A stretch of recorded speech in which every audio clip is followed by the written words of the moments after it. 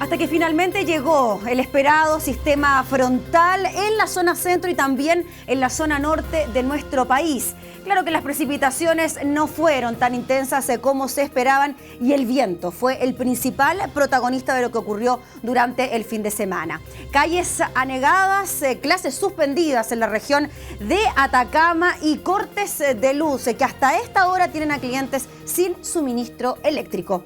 Porque esto es noticia.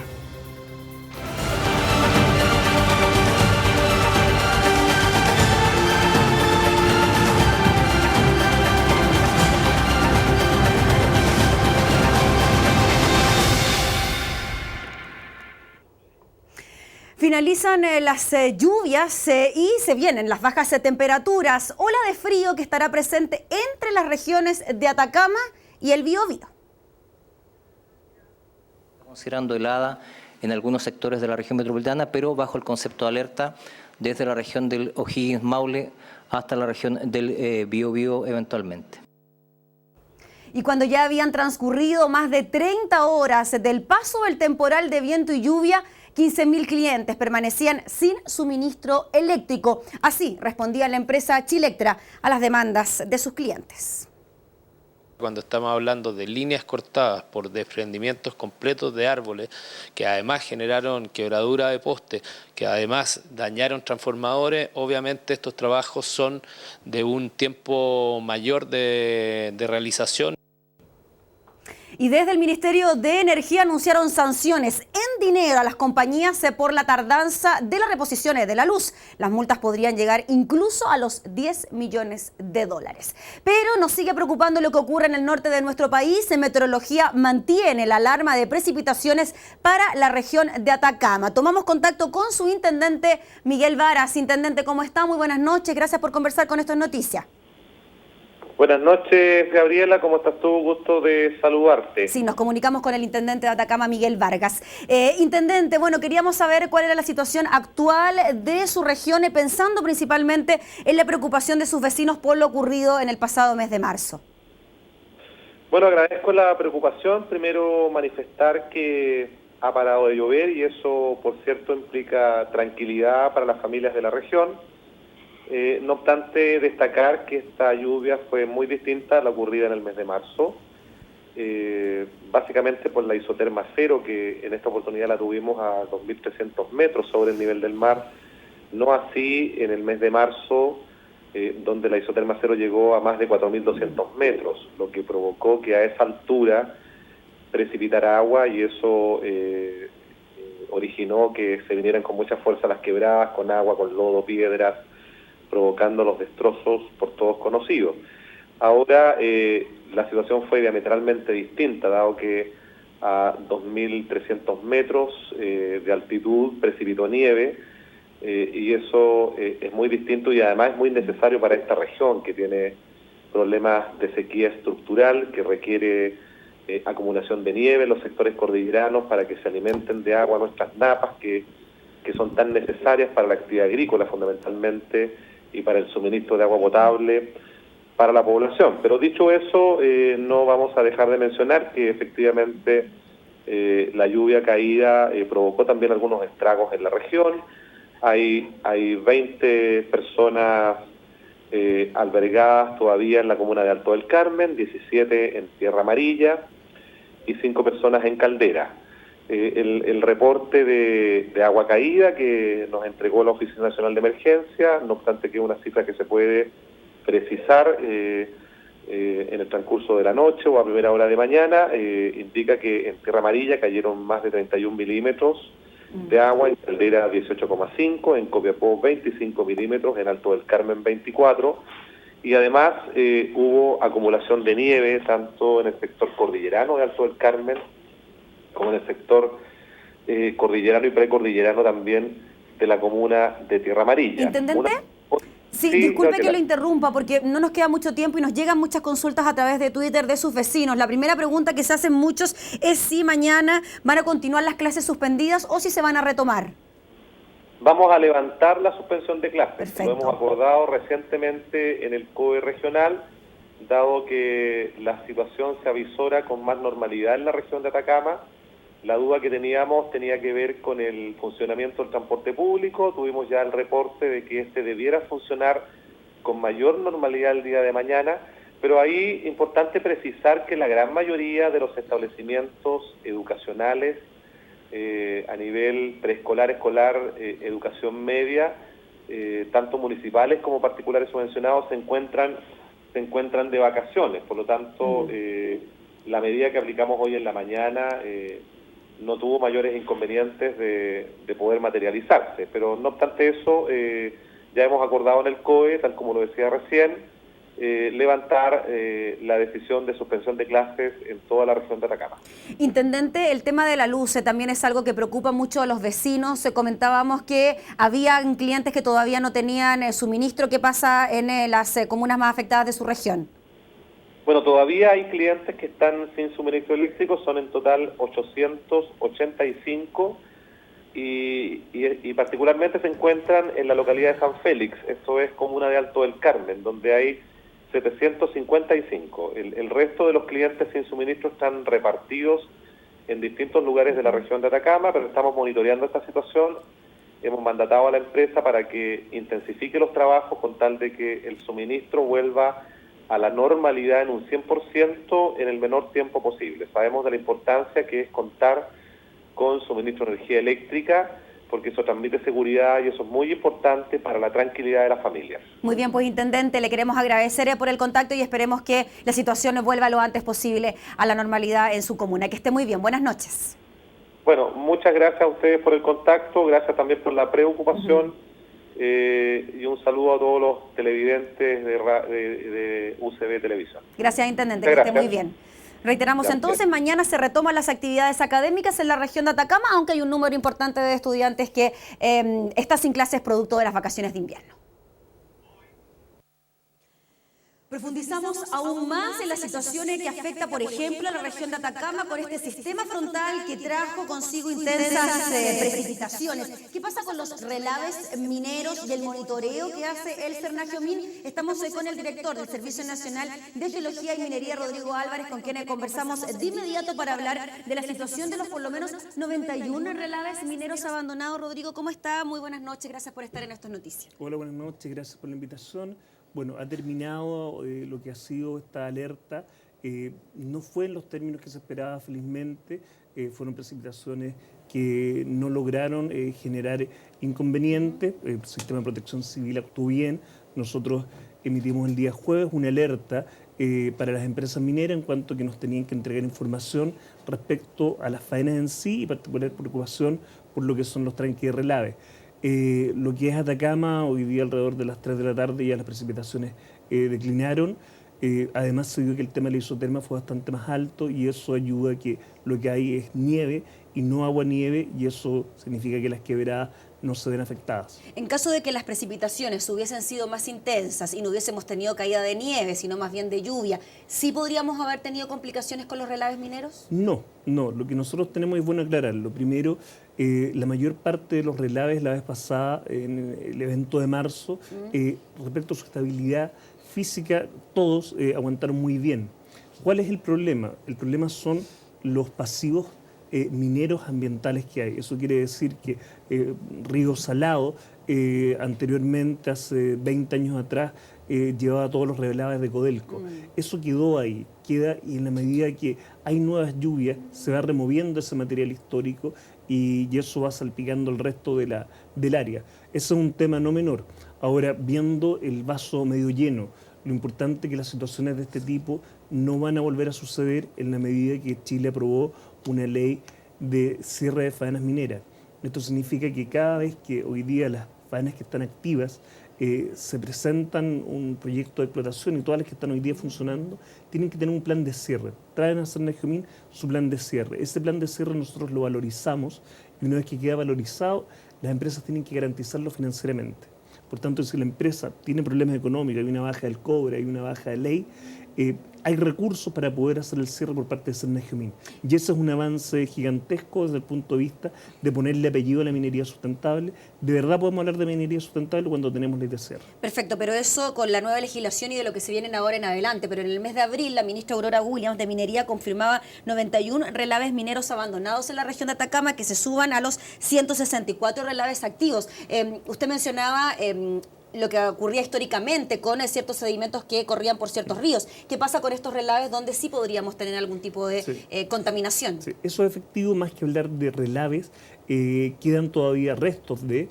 y eso es un tema que hay que abordarlo. Y en términos súper simples, ¿puede escurrir este sedimento o estos elementos contaminantes por la caída de lluvia? No pensando en este sistema frontal, sino quizás en otras posibles futuras lluvias. Hoy día, de los relaves que están activos, no. Generalmente eso funciona bien. Están monitoreados en la medida que hay dueños, hay responsabilidad, se toman medidas, hay cierre. Efectivamente, nosotros como país, no es un tema no solamente una región, hay que hacerse cargo. Nosotros siempre nos da gusto hablar de que Chile es un país minero y de verdad Chile en materia de minería es un líder mundial, en eso no hay discusión. Pero este líder en minería genera 1 millón de toneladas de relaves diarios. Y por supuesto que entonces, hay que saber qué hacer con aquello. Chile, país minero, genera 1 millón de toneladas de relaves diarios. Y eso significa que hay que hacerse cargo de eso. Compatibilizar agricultura y minería, tener una mirada al recurso hídrico, tener que ver cómo y dónde se instalan los nuevos relaves. Entonces, eso necesita una discusión. Hicimos un paso gigantesco. Chile en el año 92 empieza a tener una mirada ambiental. Ley de base de medio ambiente, posterior a ello entramos a poder separar las funciones, tenemos un sistema de evaluación de impacto ambiental separado de lo que es la superintendencia que fiscaliza, tenemos un ministerio de medio ambiente, tenemos tribunales ambientales, ahora tenemos una ley de cierre de faenas mineras. Nos queda una parte que es hacernos cargo del pasivo minero anterior y eso es una discusión que se está dando, que hay que ver cómo se asume, hay que priorizar algunas áreas, hay algunos relaves que uno los podría reprocesar, pero para eso es necesario poder tener una ley. Estamos en esa discusión, es un tema que le interesa al gobierno, un tema que le interesa a la minería. La minería, para que pueda ser sustentable, tiene que tener también algo de licencia social. Y para poder tener a eso hay que compatibilizar, hay que juntarse. Además, generalmente esto afecta a las personas o los lugares que tienen peores niveles de ingresos. Entonces tampoco pareciera justo que se aprovechen de una riqueza que tiene nuestro país, pero las mismas personas se ven las más afectadas. Entonces en eso hay que tener una mirada distinta. Yo además este año ha sido un año que necesariamente nos tiene que hacer mirar de distintas formas los peligros geológicos en sí. Tenemos, al caso de Cernagiomín, 2 erupciones volcánicas en menos de un mes, se nos inunda el desierto más árido del mundo, y después de eso claramente hay que tener una mirada distinta a peligro geológico. Nos quedamos con eso entonces, Rodrigo, un llamado a la tranquilidad, a la calma. Por el momento la cosa está bastante tranquila, así que un llamado a la calma también para los habitantes de la región. Sí, hemos funcionado bien, están funcionando todo, tenemos canales abiertos con todas las empresas y tanto en materia de minería, en lo que es relave, con vigilancia volcánica, podemos estar satisfechos y tranquilos. Gracias por estar en esta noticia. Gracias por la invitación. Pausa comercial, quédese con nosotros. Recuerda escribirnos, hashtag Esto es Noticia. Volvemos enseguida con más.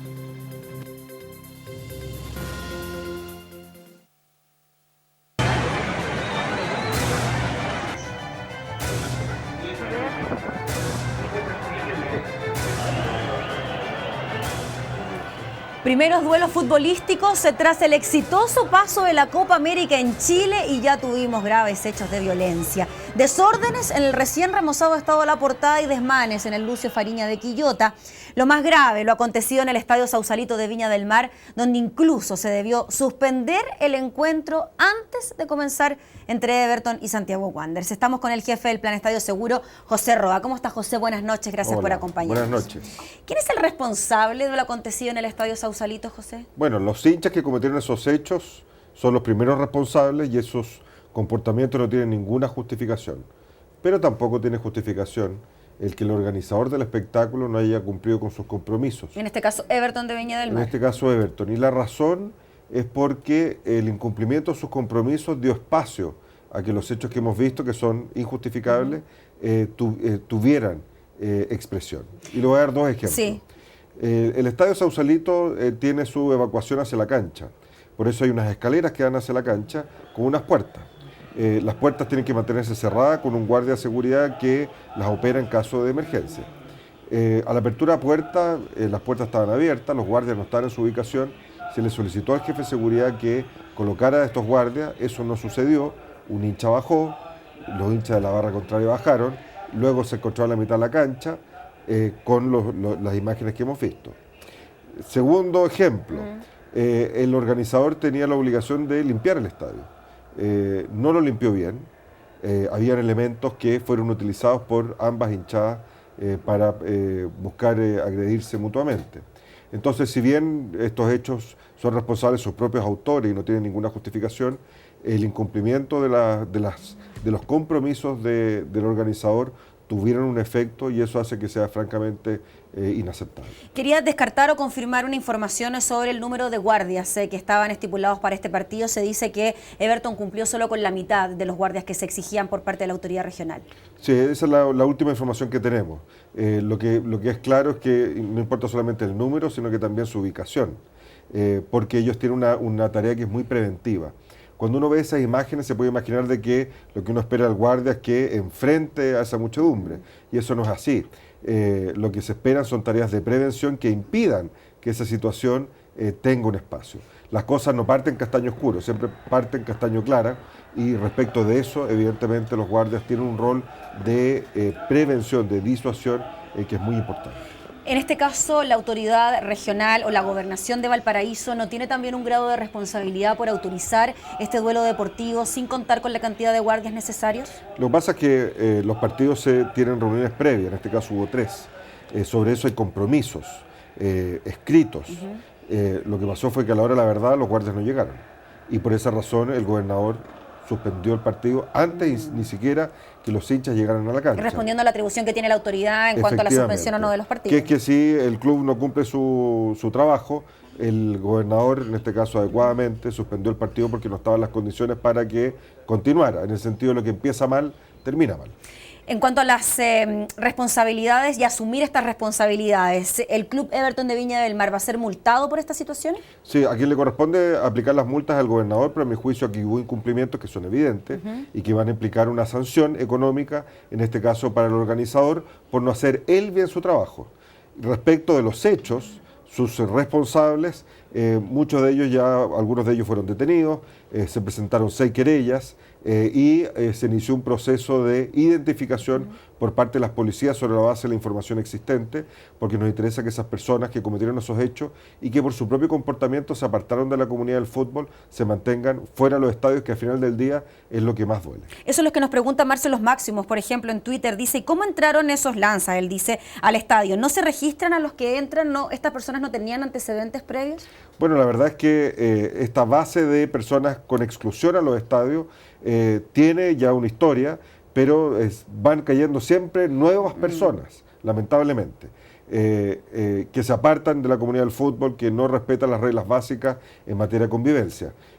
Por lo tanto, estamos hablando de personas que, una vez identificadas, se van a sumar, van a engrosar la lista de prohibición de ingreso a los estadios. Hoy día conversaba, por ejemplo, con el diputado Urruti, integrante de la Comisión de Deporte de la Cámara, representante también por Viña del Mar, y me decía que quizás la presencia o ausencia de carabineros en el estadio puede jugar un rol determinante a la hora de, ojalá, no presenciar este tipo de situaciones de violencia. Bueno, Carabineros no salió a los estadios, Carabineros está presente en los estadios, de hecho, tuvo que intervenir incluso en los accesos, porque la falta de presencia de guardia de seguridad provocó que el acceso, en este caso Laguna, se viese sobrepasado en algún momento, lo que tuvo que ser reforzado por Carabineros.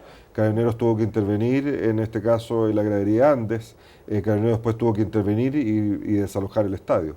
Evidentemente Carabineros tiene un rol que es necesario y sustituible, pero nadie pretenderá que Carabineros tenga que limpiar el estadio, porque eso es tarea del organizador, o que tenga que mantener las rejas que dan a la cancha cerrada, porque eso evidentemente es tarea del organizador. Entonces, el rol de Carabineros no reemplaza la tarea que debe realizar el organizador, pero evidentemente tiene un rol que es complementario e insustituible. Muy cortito, Sergio Jaue dice que se requiere una reestructuración total por los incidentes en el Sausalito, y tenemos también un tweet que nos lleva a través del hashtag Esto es Noticia, lo vamos a revisar inmediatamente. Dice, concuerdo con usted, señor Roa, que es impresentable el comportamiento de los hinchas, pero también era predecible. Así es, por eso se realizaron 3 reuniones de preparación de este partido, porque se sabía que era un comportamiento predecible. Por eso se establecieron un conjunto de medidas adicionales de seguridad. Y esas medidas adicionales de seguridad, a la hora de la verdad, no fueron cumplidas íntegramente por el organizador. Y eso es una pena, porque al final lo que pierde es el fútbol. La mayoría de los hinchas van a ver un espectáculo y tienen derecho a presenciar una fiesta segura. Y tenemos una minoría que se ha transformado en un verdadero obstáculo para la construcción del fútbol que queremos. Cuando uno contrasta las postales de la Copa América, donde fuimos ejemplos, no solamente en resultados deportivos, ejemplos en buen celebrar, en convivencia, en ser buenos anfitriones, uno ve que hay un legado a la Copa América que de cara al campeonato nacional presenta un gran desafío. Muy bien, pues José, le agradecemos como siempre estar junto a nosotros. Gracias a ustedes. Que esté muy bien. Pausa comercial, continúa opinando junto a nosotros, hashtag Esto es Noticia, volvemos enseguida con más.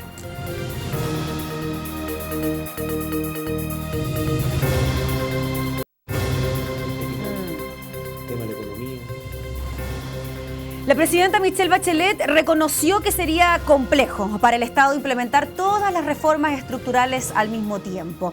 De ahí a que el segundo tiempo del gobierno venga con una serie de cambios que estarían incomodando a los líderes comunistas. Desde la nueva mayoría insisten en fijar las prioridades y en ser escuchados por la moneda. Nos acompaña el presidente del Partido Radical, Ernesto Velasco. Ernesto, muchas gracias por acompañarnos en Esto es Noticia. Hola, ¿qué tal? Buenas noches, un agrado de saludarte. Lo mismo a las y los auditores que están sintonizando el programa. Ernesto, ¿se justifica continuar con la nueva mayoría cuando en este momento podemos tener ciertas visiones encontradas? Por ejemplo, con el Partido Comunista, ¿no les acomoda que no se cumplan las reformas tal como se prometieron en un primer momento? El senador Navarro también fue bastante crítico con lo que dijo la presidenta el viernes.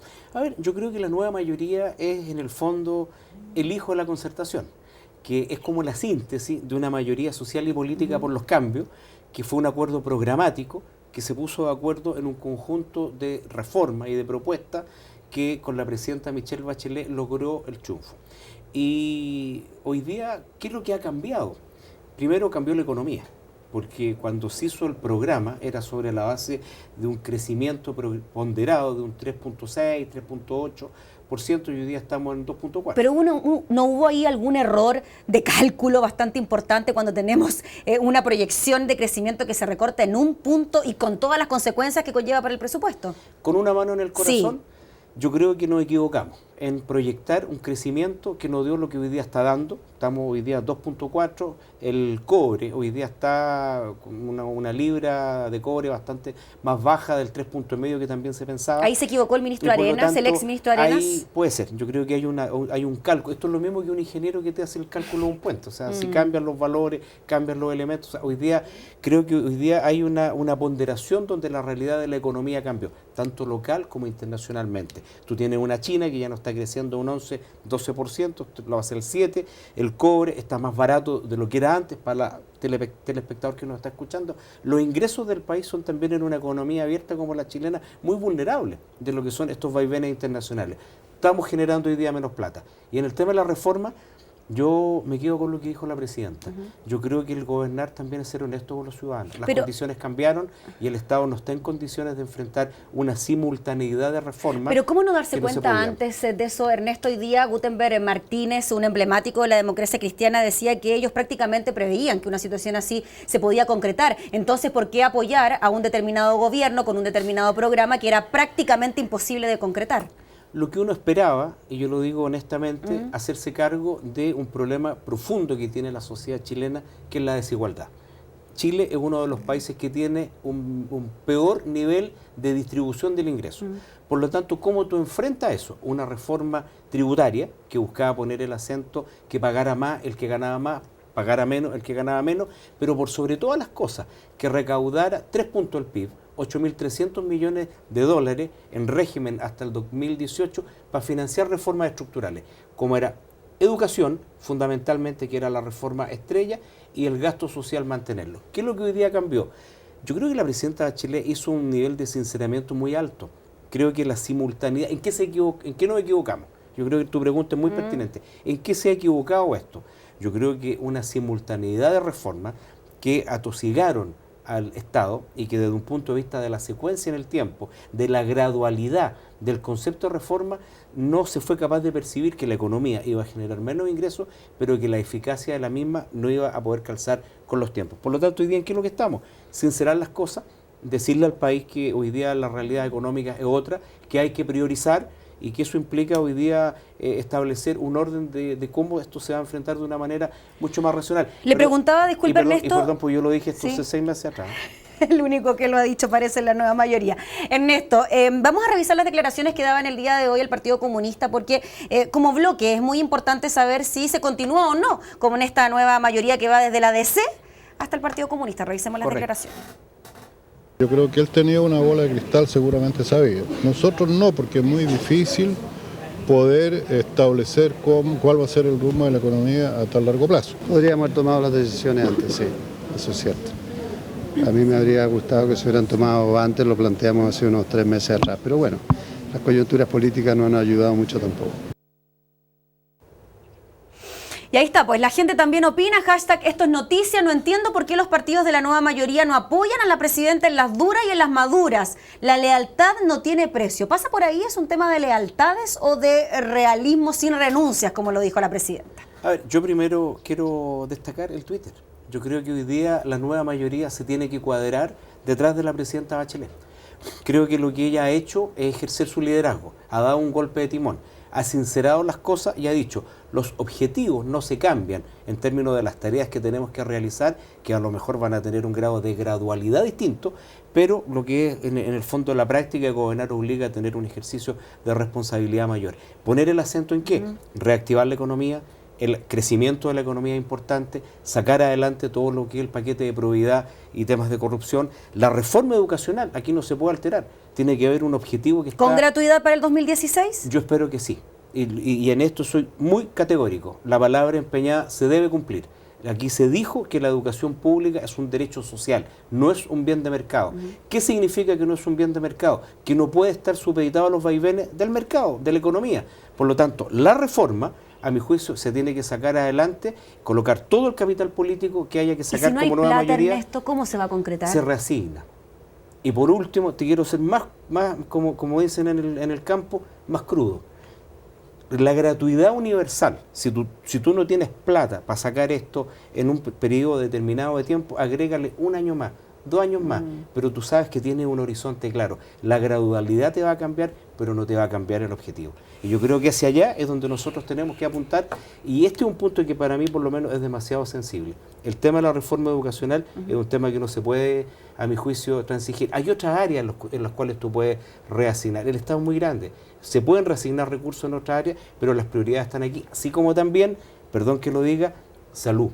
Hoy día hay que terminar con las listas de espera, hay que terminar básicamente con lo que el gran cuello de botella que hay en regiones, con los especialistas, con las especialidades médicas, poner la atención en lo que es la salud primaria y seguridad ciudadana. Nos quedamos, y para eso entonces hay que reasignar. Con esos 3 temas prioritarios. Muchas gracias, Ernesto Velasco, por compartir con nosotros en esta noche. Muchas gracias a ti y buenas noches. Buenas noches.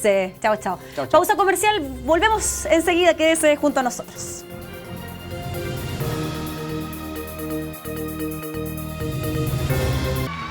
Los prepago Claro no dejan de compartir, porque ahora al recargar tu prepago puedes enviar mensajes por WhatsApp y navegar por Facebook y Twitter sin descontar de tu saldo.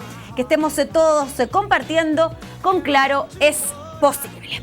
Vamos a hablar de otros temas. Seguramente usted tiene en sus manos algún tipo de tarjeta de crédito no bancaria, aquellas que corresponden al retail. El CERNAC hizo un ranking en relación al comportamiento de estas tarjetas de crédito. Nos acompaña el director del CERNAC, Ernesto Muñoz. Director, muchas gracias por acompañarnos. Muchas gracias por invitarme.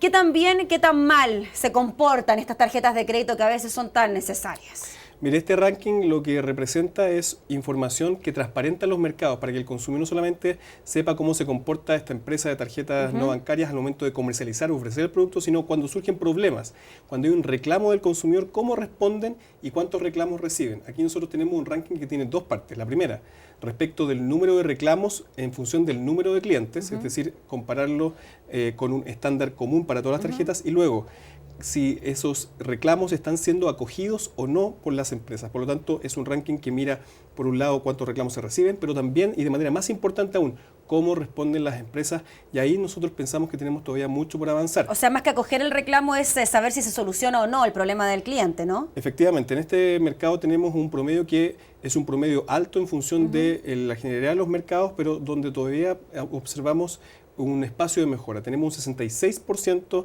de los reclamos que se acogen en esta etapa de mediación que hace el CERNAC, y recordar que lo que nosotros hacemos aquí es enviarle el reclamo a la empresa para que la empresa de manera directa al consumidor proponga una solución. Y aquí estamos hablando de soluciones que pueden ser el 100% de lo que el consumidor está pidiendo o al menos un inicio de solución para el consumidor. Eso es lo que tiene esta tasa del proveedor acoge.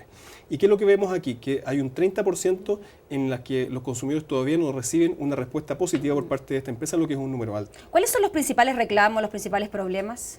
Los principales problemas dicen relación con cargos no reconocidos, y el siguiente tiene que ver, por ejemplo, con seguros cobrados no aceptados.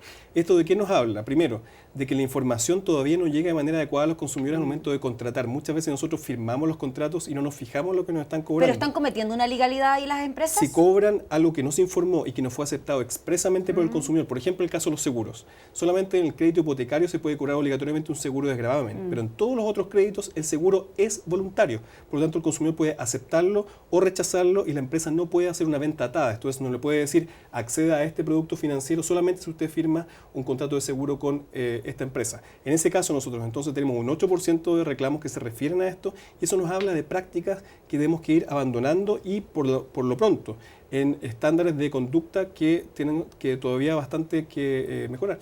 Llama la atención que empresas como La Polar, por ejemplo, no estén tan evaluadas a pesar de todo el escándalo de las repactaciones unilaterales. Ese punto es muy importante porque lo que nosotros observamos en este ranking es una alta variación también en lo que se refiere a las empresas que forman parte del mismo mercado. Tenemos, por ejemplo, en el caso de La Polar, un 75% de respuesta positiva, y 75% de respuesta positiva se compara con, por ejemplo, la tarjeta Presto, que tiene un 52%. Esto es una alta variabilidad de lo que se refiere a las respuestas que se dan de manera positiva a los consumidores. Lo mismo respecto al número de reclamos, donde tenemos un porcentaje, por ejemplo, en el caso de la tarjeta ITES de un 6%, y en el otro tenemos un 17% en el caso de la tarjeta REPE. Por lo tanto, esta información que estamos entregando permite al consumidor evaluar cómo se está portando en este caso la tarjeta no bancaria y también tomar decisiones de consumo adecuadas.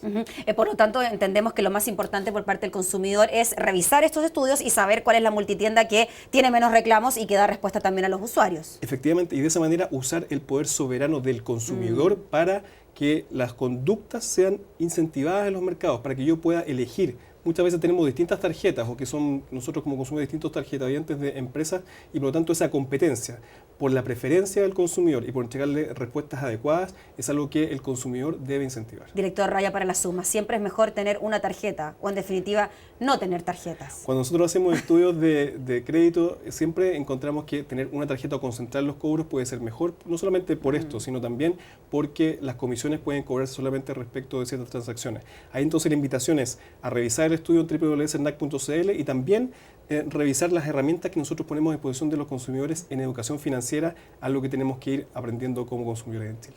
Director, le agradecemos enormemente por estar junto a nosotros, que esté muy bien. Muchas gracias por invitarme. Gracias, buenas noches. Y antes de despedirnos, los dejamos invitados a ustedes a quedarse en UCB Televisión. A partir de las 22 horas, inmediatamente después de Algo Personal, no se pierda la repetición del primer capítulo de Los Años Dorados, este estreno de UCB Televisión que ha tenido gran aceptación por parte de ustedes y por supuesto también muy comentado en las redes sociales. Nosotros nos reencontramos mañana, que esté muy bien, buena semana.